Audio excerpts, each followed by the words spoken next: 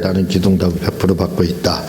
이 책의 189페이지 제14장 내마에 대해서 시간이 되면 나가도록 하고, 오늘도 우리 주님이 주신 그 영광의 말씀을 잠깐 드리도록 그렇게 하겠습니다.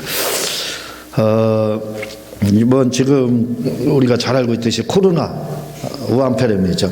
원래 우한폐렴입니다. 근데 중국이 워낙 막강해가지고 강력해가지고 감히 중국의 눈치를 보느라고 우한폐렴이라고 붙이지를 못해요. 그냥 알지도 못하는 코로나19, 그게 도대체 무슨 말인지 잘 몰라요. 어쨌든 그렇게 이제 하고 있는데, 지금 그 우한폐렴이 우리가 항상 기도할 때마다 이렇게 청걸한데, 이 우한폐렴으로 인해서 현재 제가 볼 때는 그런 것 같아요. 뭐냐면 알구가 쭉정이 또 그것이 지금 구별되지 않나, 그런 생각을 이렇게 갖게 됩니다. 이 우한 이번에 분당 우리 교회의 이찬수 목사님은 뭐라고 이야기를 했냐면, 신영복 문재인 대통령이 먼저 그 평창 올림픽 때 뭐라고 이야기했냐면, 신영복을 가장 존경한다. 내가 존경하는 신영복, 이것 때문에 정광훈 목사님이 들고 일어났잖아요. 빨갱이다, 간첩이다, 이렇게. 그 마찬가지로 이 이찬수 목사님도 제가 볼 때 무슨 정신을 했는지 모르지만 어쨌든 그렇게 말을 하고 있어요. 제가 들어봤습니다. 신영복을 존경하는 분이다, 이렇게 이야기하고 있어요. 그래가지고 또 그것 때문에 얼마나 교계에서 말썽이 많았는지 몰라요. 근데 지난주 또 온누리교회 이재원 목사님은 또 이게 왜 그런지, 제가 볼 때는 사람들이 나는 뭔가를 알고 있다, 굉장히 똑똑하다, 그런 의미에서 아마 한 것 같아요. 나만 알고 있는 비밀이 있다, 그런 생각으로 말을 하는지 무슨 의도에서 했는지는 잘 모르겠지만, 오늘 이렇게 이재원 목사님은 뭐라고 말을 하냐면, 특정한 날을 우리가 정해서 뭔가를 하는 것은 미신이라는 거예요. 그러면서 주일날도 특정한 날이라 이거죠. 그래서 주일날도 특정한 날이기 때문에 주일날을 중요시 여기는 건 미신을 섬기는 거다, 이런 식으로 말을 하고 있어요. 그리고 요즘 코로나 때문에 집에서 가정에서 이제 가정 예배를 이렇게 드리기 때문에 그런지는 모르지만, 또 뭐라고 그러냐면, 진짜 예배는 물론 약간 이야기는 하지만 결론은 그거예요. 진짜 예배는 그냥 가정에서 주님을 성실하게 섬기는 게 그게 예배라는 거예요. 저는 그런 부분들이 잘 이해가 되지 않습니다. 뿐만 아니라 요즘 코로나 때문에 많은 교회들이 예배를 드리지 못하고 있어요.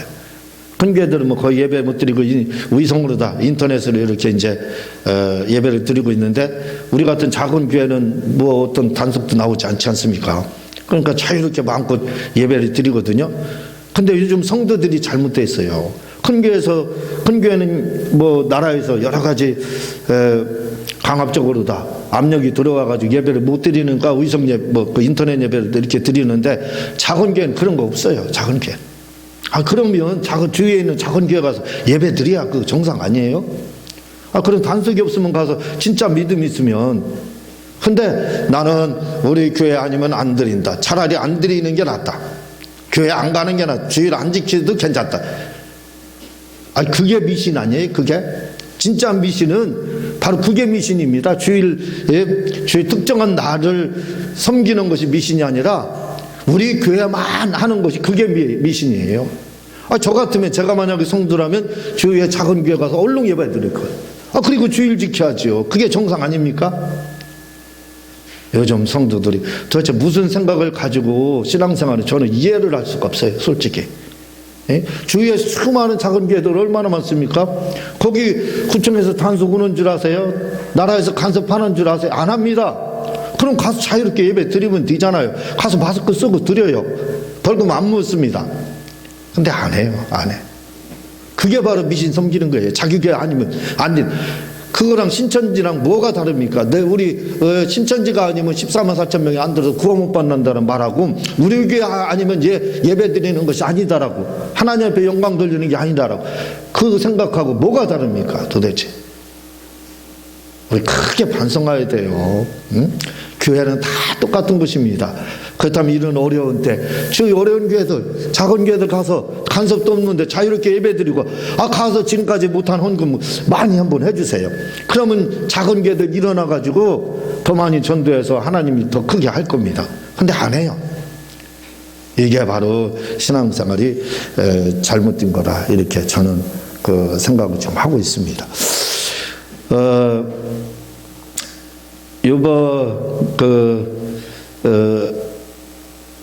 최영장군, 고려 말에 최영장군은 뭐라고 그러냐면 황금 보기를 돌같이 하라 이렇게 했습니다. 왜 그랬냐면 황금을 보면 사람들이 욕심이 생기는가. 그렇죠? 그럼 돌을 보면 욕심이 생기나요? 안 생기잖아요. 그러니까 이게 뭘 말을 하냐면 그걸 가리켜서 뭐라고 그러냐면 사람들은 보면은 물건을 보면 욕심이 생긴다. 이걸 사자 용어로 견물생심이라고 그래요. 견물생심. 그러니까 보면 욕심이 생기는 겁니다. 물건을 보면 뭔가 소유하고 싶은 도둑질에 대해서 소유하고 싶은 그러한 욕심이 생긴다는 말이거든요.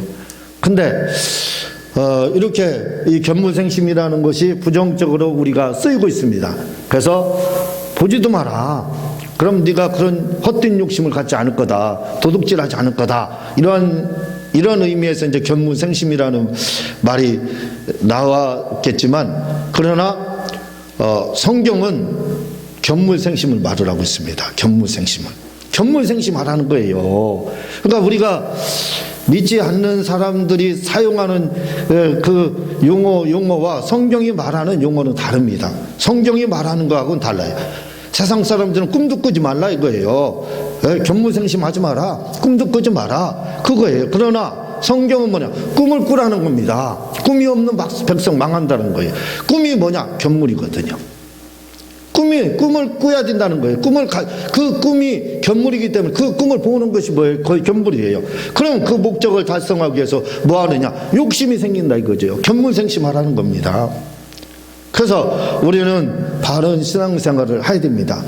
성경은 무엇이든지 다 견물생심을 맞으라고 써요. 채찍에 맞으면 나았다.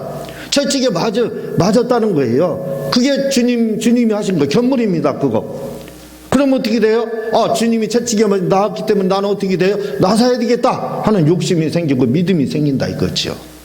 그러니까 견물생심, 부정적으로 세상 사람들이 말을 하니까 우리도 그냥 거기에 휩쓸려서 그게 군중심리죠. 군중은 더 비양심적이고 비도덕적이라는 겁니다. 군중에게는 양심이 없다는 거예요. 개인보다 군중은 더 비양심적이라는 거예요. 맞지 않습니까? 군중 심리에 의해서 움직이니까. 마찬가지로 우리도 그렇게 그냥 생각을 합니다. 부정적으로 쓰였으니까 부정적으로만 보자 이거예요. 그러나 그렇지 않다 이거죠. 성경에서 말하는 것은 다 견물생심을 이렇게 말을 하고 있다는 겁니다. 공부도요,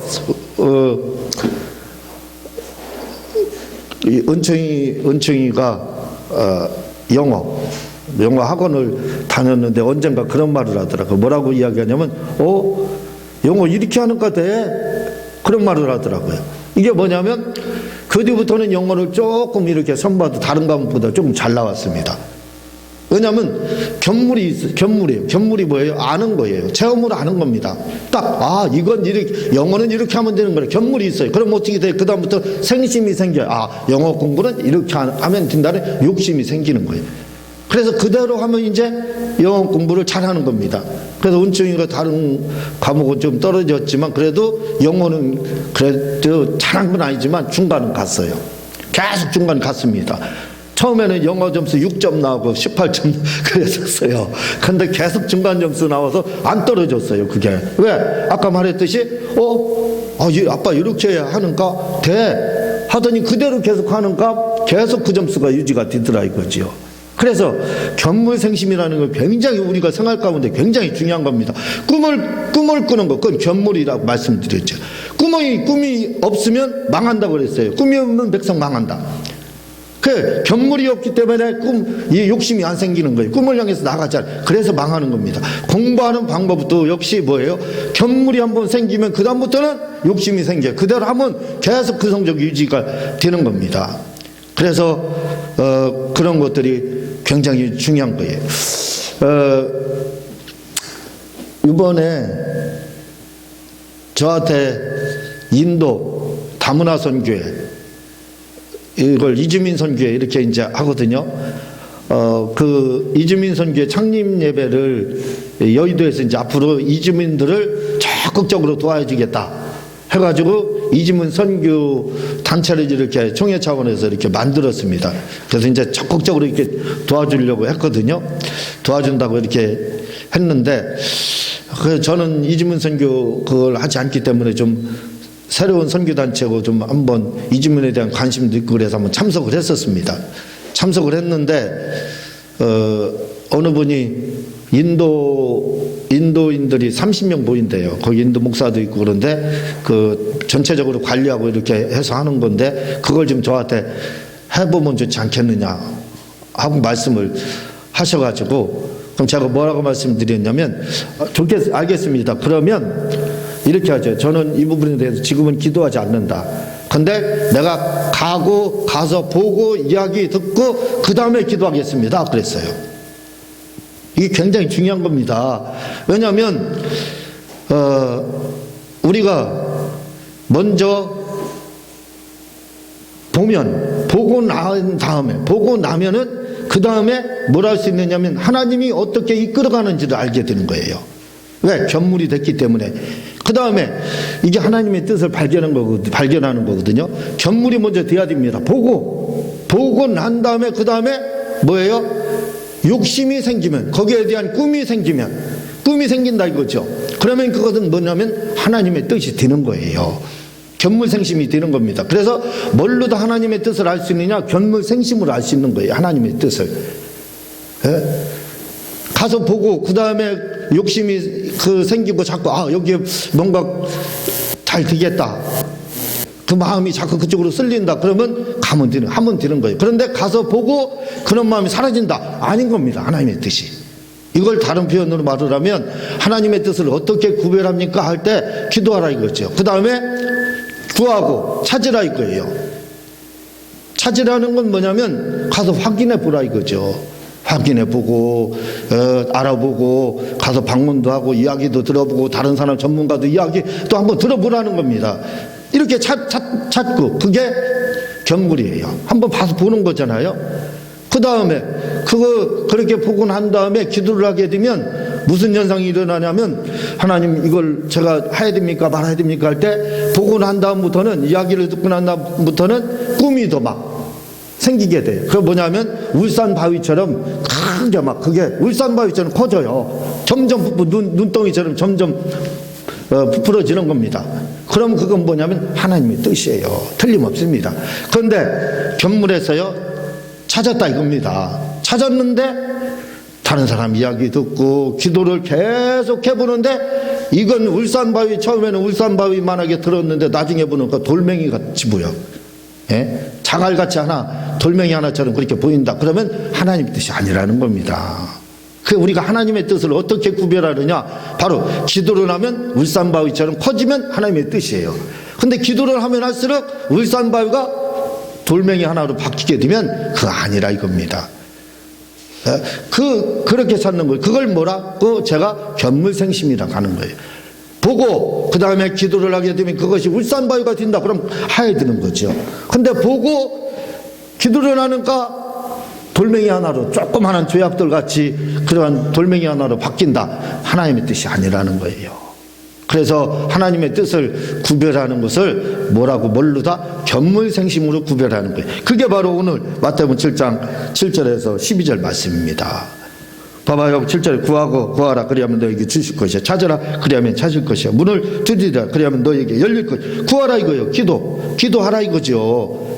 근데 여기서 끝나는 게 아니에요. 기도만 하고 주구장창 기도만 하라, 그게 아닙니다. 주님은 뭐라고 했어요? 구하라, 주시고 찾으라는 겁니다. 확인하라 이거예요. 가서 견물하라 이거. 기도만 하는 것이 아니라 기도를 했으면 그 다음에 가서 한번 찾아보라는 거예요. 여기저기 한번 찾아보라는 겁니다. 전문가를 통해서 확인도 해보고 자료 인터넷으로 통해서 검색도 해보고 그렇게 찾으라는 거예요.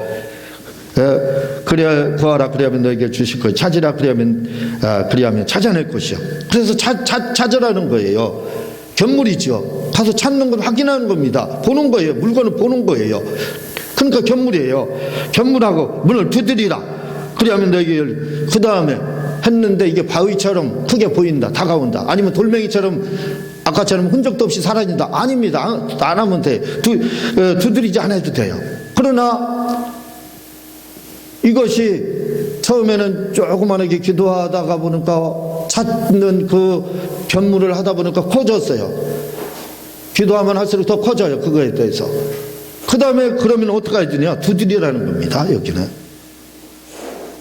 도전하라는 거예요. 한마디로. 그 다음에 도전하라는 겁니다. 뒤든 안 뒤든 못 먹는 감이든 찔러보라는 거예요. 지금 그렇게 그 말이 견물생심이라는 말을 마태복음 7장 7절에 구하고 자꾸 두드리라 이렇게 표현을 하고 있는 거예요. 그러니까 우리가 사자성어로 다 이 말씀을 마태복음 7장 7절을 이해를 하게 되면 하나님의 뜻을 구별하는 방법이 바로 견물생심으로 구별하는구나, 그걸 알게 될 거예요. 자, 오늘은 이렇게 말씀을 드리고 오늘은 성찬 예식이기 때문에 성찬 예배로 이렇게 하나님 앞에 드리도록 그렇게 하겠습니다. 기도하겠습니다.